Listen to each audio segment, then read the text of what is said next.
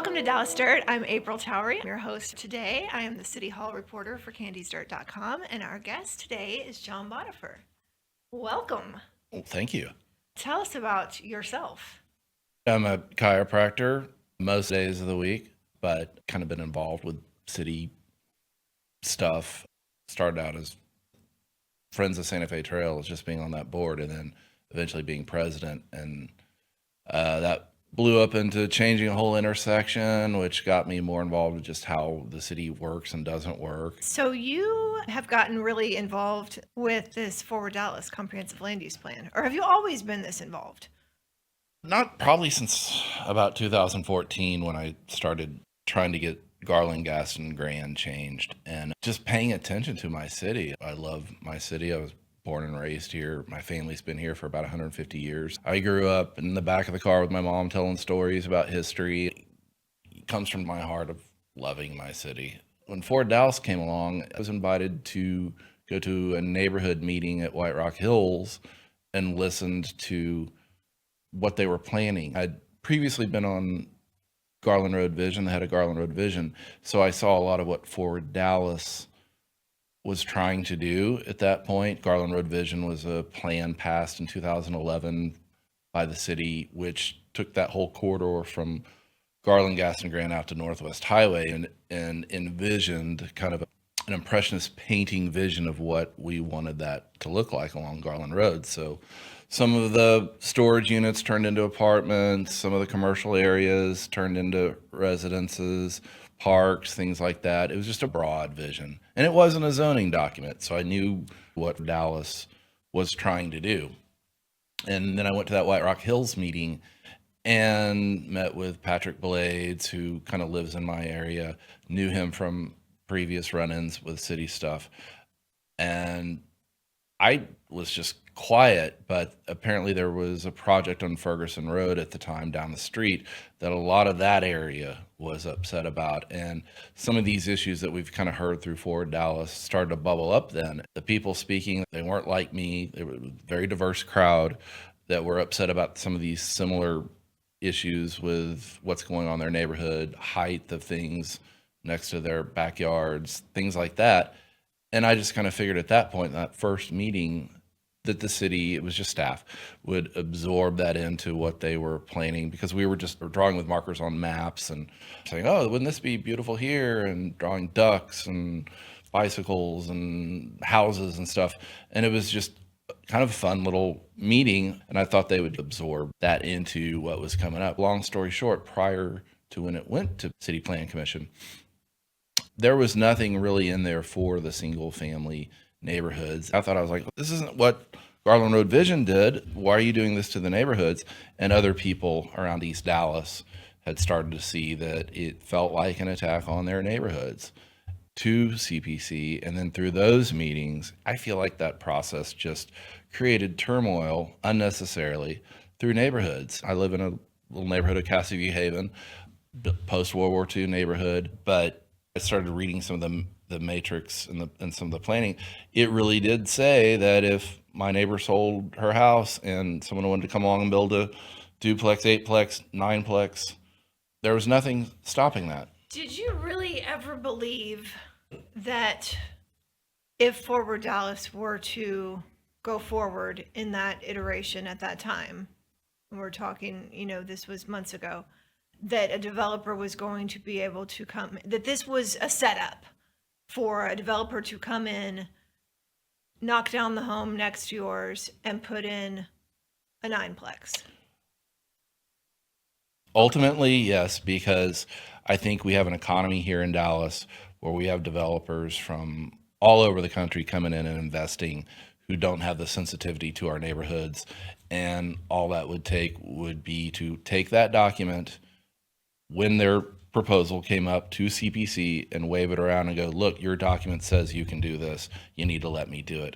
And CPC would be obliged to go through with that. Just like Garland Road Vision, we had a controversial development there with the shoreline project, and Garland Road Vision was brought into that. And the developer used it correctly, incorrectly. That's still sort of an argument amongst people, but to allow that project to be built along Garland Road. And if it came down to a neighborhood or a house and someone did that, you would probably, yeah, ultimately, yes, because CPC, it wouldn't just be a wave of a magic wand and it pop up. It would have to go through the CPC process. But I think what we saw through CPC is that you have a very favorable voting for a project like that.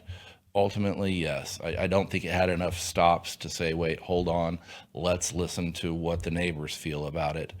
And you live in District 9, which... I got redistricted. I'm about Okay. 500, 600 feet away from District Okay. 9. Well, I was going to say District 9 has a reputation of being passionate. Is that the right word? Really involved. And they had some wild neighborhood meetings, but I don't know if that goes across the board to District 2. I think that's all of East Dallas. Okay. I think East Dallas probably has a little chip on its shoulder because the saying is the North has all the money, the South wants all the money, and here we are over in East Dallas kind of with our hat in our hand. So you get a lot of passionate people in 14 and 9 and 2 now and 7 that really pay attention to some of these things that probably aren't on the national radar of news. Some of these nuances that are municipal, which crazy people like me can find passion in. And so do your neighbors sort of look to you for guidance on why does this matter? It's a land use plan. People want to understand what a land use plan is. I think a lot of your average people in Dallas got educated on some nuanced things that happen at City Hall that normally don't make the news. Well, you've been a good go-to person for me as a reporter. Like, what's the pulse of the community and what are residents actually concerned about? We get such a snapshot by watching those council meetings, and you're a council meeting watcher. I think you're a CPC watcher as well. I wasn't till this process, but yeah, I'll kind of listen to what's going on. Do you think that there were people with agendas from the get-go of like, we've got to find a way to tailor this plan to allow for more density?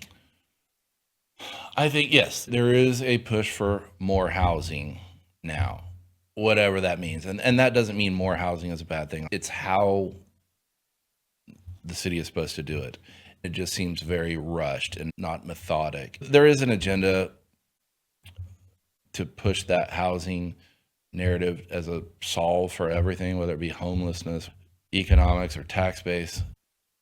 I don't think people have the patience for the process to be sensitive to the people who live here, who have lived here, who have kids in school, who invested into their property already as they thought it was going to be. People bought houses planning to live for 10, 15, 20 years.